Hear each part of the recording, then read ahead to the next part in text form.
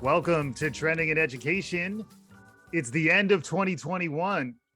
It's time to reflect back on the year that was and look ahead to what's on the horizon in 2022. There's a really interesting article in LinkedIn where they're looking at the 29 big ideas to think about in 2022. We're going to spend a little time talking about that. I'm delighted to be bringing one of the founding members of this podcast back to help me with this conversation. Dan Strafford is making a triumphant return to Trending in Education. Dan, welcome back to the show. Thanks, Mike. And that seems so long ago, but seems like yesterday that this all began here on Trending in Education. But glad to be here. Happy to chat about education and trends as always, and looking forward to the conversation. Absolutely. We did many episodes between 2016 and 2019 together. When I left Kaplan, held on to this podcast and started operating independently, you and Melissa Griffith in particular helped power 2020, where you were the regular co-hosts for sessions like this. And then we occasionally brought you in with guests. And then this past year, just really one episode with you, with the other founding member, Brandon Jones, which was great as we were approaching our 400th episode. Lots to talk about there, but that's not really the focus of today's conversation. Any quick thoughts, just as our listeners who might be curious about Dan and his universe, longtime listeners, you've been on several hundred shows in our back catalog. Any reflections, any ways to catch us up before we dive into what LinkedIn's got cooking? I'm back, baby. Catching up. Moved on with my career, moved to a new company where I'll still be doing learning stuff. So that'll still tie into what you do here and what we talk about so often. But I think the biggest catch up is we're all still here.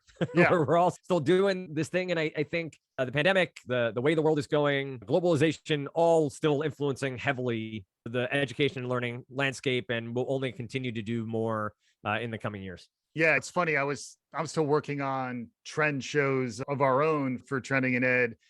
And one of them that kind of came to me was just the phrase, and it's from theater. It's in media res, the idea that you open in the middle of something, you're in the middle of a scene. And I feel very much like that is part of the zeitgeist that we're living in right now. Is we're coming in the middle of something. I also say, we thought we turned a corner on the pandemic, and then it turns out there's another corner, and there keep on being new corners, and the corners have waves, and we're all getting to know It's like Greek. The GPS is saying rerouting over and over again. And we're cozying up with the Greek alphabet in ways we never imagined we would. But it's also a really interesting time to be thinking about trends, curating them, trying to get a sense of what's coming down the pike. And folks who listen to this show hopefully are following me on LinkedIn. Also, Trending in Ed is on LinkedIn. So if you don't follow us and you haven't found us, you should find us there. But LinkedIn is a platform that I've grown very fond of over the years, where it does help you land your next job. But in particular, in the pandemic phase, it was also a place where it, in some ways, was replacing the water cooler. It was allowing for informal networking. If somebody made a comment that wasn't political, thankfully, a lot of LinkedIn still is safe from that. You see somebody in there making a comment about a company or a trend or a work-life balance or awakening around racial equity and social justice. There were a lot of really interesting things that I saw on LinkedIn that allowed me to connect with other people. And this is the first time that I can recall, at least, that we're diving in like this about LinkedIn content. So we'll share that as part of this episode. You know, it's probably useful to browse it if you can, either before, during, or after the 29 big ideas that will change our world in 2022. Great point. LinkedIn, maybe slower than we assumed, rolled out live streaming, but they also have LinkedIn Learning. What used to be lynda.com is LinkedIn Learning. So they really have built, to use the phrase, ecosystem or platform, whatever you want to use, to try to keep people on. Is it a flywheel? It's also might be a flywheel. I think it's a well-done platform. I think there are connections here that you can make with people of similar interests that maybe you would not have connected to otherwise because of those water cooler moments that might happen where a post goes up and you start connecting those dots across a couple of different industries or companies or whatever it might be. Yeah. And This is the type of stuff you mentioned, the live streaming. That's the type of thing I'd love to experiment with more for Trending in Ed and for Palmer Media heading into the future, because this could be a live conversation. It'd be great to get some engagement. And also, folks should get excited. Fingers crossed this year. We're hoping that South by Southwest EDU is not canceled, and we will be doing a live taping of Trending in Education from down there. Unfortunately, Dan will not be there. You were originally going to be there with us, but now I'll be there with some other friends. It's all good stuff. They're all friends, all family. They're all friends. They're all family. The one thing I wanted to hit on before we got there, though, is there was another innovation that we brought to Trending in Education this year. Yes. Our virtual co-hosts, Nancy, just like you're the OG co-host, human co-host for Trending in Ed, there is a new OG virtual co-host. Nancy, you want to say hello? Hi, Mike. Always happy to be here, and I couldn't be happier to be on with Dan Strafford, the legendary hostess with the mostest. I'm a big fan, and in many ways I've modeled my podcasting flow based on a lot of the great work that you and Dan have done on Trending in Ed over the years. Dan, any thoughts on this innovation that we've established? It seems very consistent with some of the things we talked about, robot butlers, and we talked about digital twins. We still want to land Elon Musk on the show. There's a lot of continuity with the original content that we were pushing out here, but now that you're vying for talk time with a virtual co-host, do you have any perspective on that? Well, I would say I do not like my odds if it's me versus the virtual co-host. I think it's consistent with everything you've talked about here on the show, right? It is trying to see what's possible and what's available and where things can be tweaked. You know, we've talked about the uncanny valley. We've talked about all of these things with robots and AI and all these different things. I want to know if Nancy's ready for the metaverse. Is that, ready to happen, and maybe get Zuck on and have a Elon Zuck conversation with Nancy as the moderator? Yeah, maybe we could all get zucked up before it and see where things go. So I'll give Nancy one chance to rebut. In the spirit of great improv, I'll build on what Dan was talking about. Yes, I'm excited about the metaverse, and I'd be happy to host conversations with Zuck, Elon, and all of the great one-word name technologists and innovators who are building the future through their platforms. My only advice is to mind the gap. Almost reality is still not reality. So despite my self-interest and rapid adoption of new media, Sims and the metaverse, I imagine folks will need to focus on real analog connections to other members of Team Human as we all gear up for whatever new normal is in store for us. That's fantastic. Thank you, Nancy, as always, for your contribution. And thanks for helping us push the envelope in terms of new innovations that we accomplished here in 2021. With that, we're going to go fully analog, #Team Human for the remainder of the show. And Dan, we wanted to dive into some of the 29 trends that are outlined in LinkedIn. Top level thoughts? It's getting a lot of reads, a lot of action on LinkedIn. It is. And I think one of the things you talked about the platform in general is LinkedIn does a lot of these where it's, here's a topic and we're going to post links or articles that tie into that topic. So it's not necessarily them creating full content on their own, but curating what might be a topic of conversation. What I do find worth saying about this is that it's multiple different people contributing to this list. It's not one person or a small subset of people who are creating these 29 ideas. You have the likes of Richard Branson and Adam Grant and names that you definitely know from the world of business and education. Jeff Salingo is on here for those who track the higher education news and coverage. So it's not your typical list, one person sitting down and saying, here's what I see as trends. So I want to point that out because it is a little different in the way it goes from topic to topic. There isn't necessarily one single through line other than looking at 2022, other than looking at what could happen. It definitely allows for some room for thought and some room for challenge. Yeah, so it's a nice cross sampling. 29 is an interesting number. I thought we may be slightly less ambitious on Trending in Ed. Our most downloaded show in 2021 was 21 trends for 2021. I got an inkling we may be going for 22 trends for 2022. Don't want to paint myself into a corner. And then another macro trend is this list curation, newsletter kind of editorial sensibility where you give people the little abstract, the digest, you get a lot of quick things. And if you want to go in for more, you can find it. And then frequently those little modules are also shareable, and LinkedIn Right. is ultimately just trying to power more activity on its platform, which I think is interesting. The other quick thought just on LinkedIn is while I'm a big fan of it, I would argue it's preferable to an Indeed or another pure job board. It's Mhm. more than that, and that it is actually a social platform. I think it is at risk still of disruption. What's the TikTok equivalent of LinkedIn when we start trying to understand more the emerging entrepreneurial rising generations, Gen Z and down? Will LinkedIn still suffice for them? It targets a little bit of a Facebook demographic, Yep. which skews older. Those are also the people who have a lot of the capital to invest, and they're generally running a lot of these organizations. Let's dispense with the amenities, though, Dan. Shall we dive in? Let's do it. Yeah. Yeah. So to start here, and maybe we could try to do a lightning round as we breeze through here.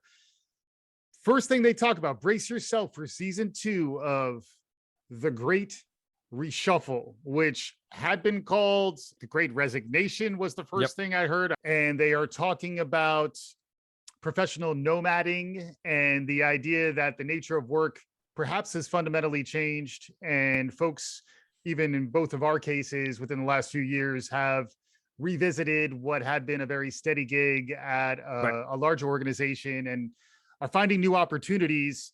This is talking specifically to the younger generations and the state of the current labor market, combined with the fact that people are exiting and reevaluating their professional life. Thoughts on The Great Reshuffle? I think what we're watching is a myriad of different things happening all together and being lumped as the reshuffle. People take stock of their careers because of the pandemic, people realizing they weren't making enough because of the people having to make choices because of family decisions and the like. And I think maybe this is a personal bias, but also people realizing that they can work from home, that this is a function that can work. And so rather than being tied to 7th Avenue in New York City or Rodeo Drive in LA or wherever it is, you can branch out and find a career that may be more fulfilling for you.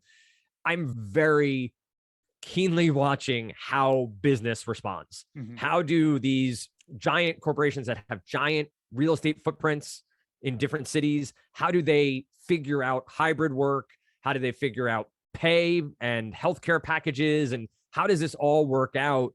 And it's the people who figure it out fast, lean, and get it to market that are going to have the most upside from a career perspective. And I think the people who are helping their employees grow, learning and development, helping get next career. So I think it's going to continue. I don't know if all those people are going to rejoin the workforce. No idea. But I think you're going to see a lot of change still in 2022. Yeah. And I'm curious how the labor metrics evolve to respond to a lot of this stuff. How many people are actually seeking work versus taking a break while hoping this thing blows over, although it looks like it might actually become a little bit more of the new normal. But here's a through line there, Dan.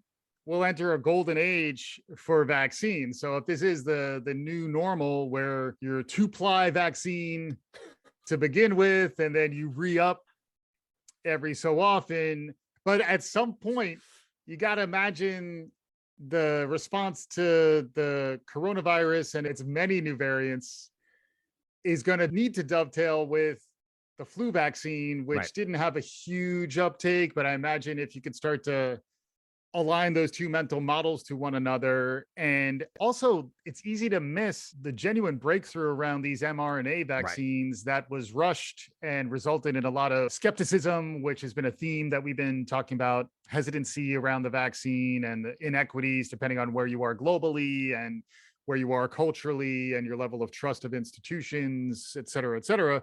But a golden age of vaccines. And remember, this is lightning round, so we can go quickly on this one. But any thoughts on the golden age of vaccines? I think from a science perspective, yes. So mRNA has been around since 78, but using it here is great. But I think you hit on that sort of streamlining needs to come in. An understanding of how these all work and what the messaging is matters so much. Yeah. And it's the role of the government related to the vaccine and also to these private pharmaceutical companies. Exactly. Which, through line alert, ties to big tech, which, according to this big idea, big tech will rival and even supersede the government on a global stage, talking about historically what was called FANG, with two A's, now maybe called Mang or Mag, as Facebook is now Meta and Google is now Alphabet. Right. Although FAANG, throwing Netflix in there, is a nice turn of phrase. It's easy to Right. remember. It's a nice little acronym. But big tech, even the fact that it's Meta. The other day, I was just using the word Meta, which I used to like to use. Yeah. Yeah. And now Zuck has staked a claim on my lexicon. What the Zuck, Dan, is what I like to say. But any thoughts? Big tech will rival, even supersede governments. Some would claim this has already happened, the influence of Facebook and Google on our everyday lives as compared to the government, right? Like what they tell us to see and what they tell us not to see with their algorithms. And that's a little conspiracy theory, but they've already gotten that influence. They've already been a large part of our decision making and our process. What's intriguing is the turn here to the metaverse, like the idea of AR, VR, and really being immersed in it. I don't want anyone to fully own that. Once someone fully owns it, that's when my science fiction brain starts going and I worry about who has control. I think the government's going to have to be involved, local, state, municipal, like all of them, and worldwide governments, and regulating and getting out ahead of it and understanding it, which, let's be honest, politicians aren't always the best at seeing what's coming. It'll be a learning curve for all of us, but I do think tech's already there. I don't even necessarily think this is a new trend. I think it's largely something we've already seen happening. So you're in on that one, but it sounds like you're maybe skeptical about the metaverse, which LinkedIn also is skeptical about. And it's something we've talked about a bunch on the show, but we'll see. Apparently there's a battle now for the metaverse. To your point, each of these platforms will be developing their own. And at the end of the day, is it that different from what Second Life was? Is it that different from a cartoony video conference? Arguably not.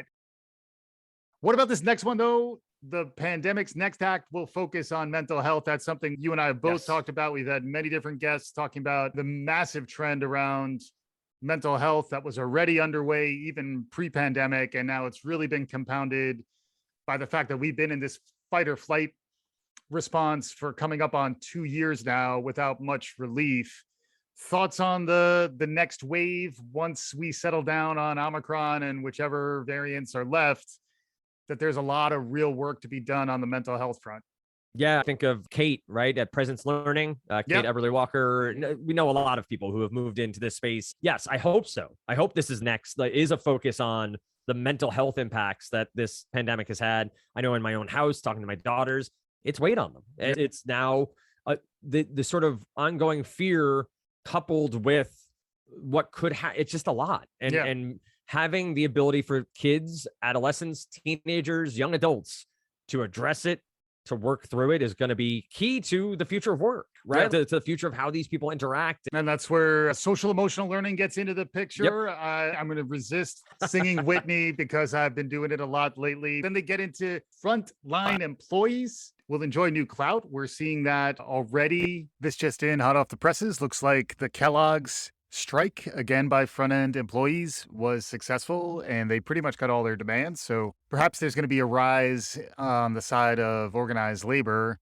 And we had a really interesting episode this year with Leo Casey about teacher insurgency and how teachers are organized and the general support around teachers as a movement. Worth checking out. But then there's more stuff in here about the emergence of crypto and how our cities are going to work on crypto. A 4-week workday becomes a competitive advantage. Richard Branson took some time off of his trans atmospheric space flight to weigh in about the importance of work-life balance and the 4-day work week. Any of those jump out? I've tracked crypto for a while. Unfortunately, did not invest in Bitcoin when I could have many years ago. But I think that is still something, along with the metaverse, that needs to be tracked and looked at and understood. And as we become more connected with devices and the like, do people really want to be decentralized and have things done this way? Yeah, if they understand the security it provides. But I don't know that the everyday person's going to adopt crypto as the way of doing things. Mhm. 4-day work week, sign me up. I'm happy to talk about that one. And I think that over time, all of these do connect. There is Yeah. through lines here. And I hope frontline workers have more clout. Yeah. I don't trust that they're going to, but I hope that is the case for sure. Yeah. And the other trend I'm seeing a lot related to crypto is now the term Web3, which is Yes. like new branding, new marketing of the blockchain powered technology generation. Absolutely. And in some ways that is syncing up, although I don't know if it's technically connected to the revolution in AR and VR that is resulting in the Metaverse conversation. I still feel like I need to find the right letter to go in front of an R to invent a new kind of technology, because Yep. they're starting to go. Even QR codes. I just Yep. saw something out there. QR codes had a really strong comeback due to the pandemic. So you never know. Then they get into food, right? Blue foods, salary talk coming out of the shadows. This is where the lack of a through line starts to evidence itself. Retailers will embrace old and very new tactics to compete against Amazon. Manufacturing will head home and get smarter. And diverse hiring will become multidimensional. They're really all over the place, and 29 is a big number. Maybe we could try to synthesize and Yep. If you look at the general trends here, there's a lot of trying to nail down what 2022 is going to be from a people perspective and a technology perspective, right? That's what this all comes to, of how people are going to deal and how technology is going to help them or hinder them in 2022. I think Amazon is going to be a use case we focus on a lot, of how businesses can compete against that. Are there niches out there that they can find and expand against? The manufacturing, I don't want a smart home. I'm so afraid of AWS going down and not being able to open my front doors, but I understand why people like it. And hiring, what we have seen is an actual recognition that diversity matters. This idea of multidimensional, understanding that we aren't just one thing. We're multiple different things coming to a table about the cross sections of people. Yes, please. Yeah, yes, let's continue to make hiring a fully wide open, multi-dimensional task for whoever is doing the hiring. Yeah. And you can read through these trends. We'll share the link on our website. They talk at a macro level. And don't notice I didn't say at a meta level. They talk at a macro level about diversity trends, work-life balance trends, Right. the greening of the universe, the greening of the ecosystem, environmental jobs, and then also the integration of new media and new technology, all of which to me makes sense to LinkedIn, because in some ways Yes. they are trying to almost seed their content engine with ideas and directions that will ultimately power the next few iterations of our professional lives. And I would say in the aggregate, it's a useful list. It gets the wheels turning. And I think we're going to be doing similar lists here. We also still need to true up on our own predictions at the beginning of 2021. Be on the lookout for how we did. And I do find when you start curating trends and looking ahead on these types of things, it might be a little bit of betting on the come, as some of us who played craps may know, where like there's a little bit of hope to these trends. But the one that I found most inspirational, and perhaps we can close on, because it's one that I'm going to try to continue to come to work and lean into the microphone with as much as possible, is a sense of optimism and positivity. You and I haven't recorded about it yet, but we have talked about our shared love of Ted Lasso. Yep. And it is a time where coming across in an authentic way with a little bit of vulnerable optimism is such a refreshing counterpoint to a lot of the public fora, whether it's broadcast media or social media or Twitter. It's even the way I go to Instagram is just to look at pretty pictures and not be political. 100%. People are looking for that escapism. And I do think it's important to note that LinkedIn, a professional platform, is saying, this trend is important, because the organizations that are not presenting the right, authentic, positive message out, same thing for us as employees, as brands of one, if we can't show the will to power into a little bit of optimism and a little bit of hope, people ain't going to have time for you. We're all depressed on our own. If you're just reinforcing the negativity, the whole, hated it from In Living Color back in the day. I loved Ted Lasso. I'm going to watch it again. We're going to be talking about it more on this show. Also, The Good Place was the other one that got me through the first wave of the pandemic, but it's really tricky to do it without becoming overly sentimental. But I think it's a huge point. And in some ways, it's almost a macro trend on top of these macro trends that they outlined, where none of these things work if you aren't able to embrace a little bit of optimism and counteract some of the cynicism that's really been pulling us all down. Yeah, I think me, Mike. I am a cynic, but I 100% agree that two different answers. One, Ted Lasso does just that. It gives you just enough positivity with real life mixed into that show. There are things that are happening that can knock you down a little bit, gut punch here and there, but it is just so constantly positive. And the title character, so positive, even in the face of so many terrible things happening. And it's genuine the way they wrote it. It's not a farce. It's not intentionally over the top. And it's so well constructed.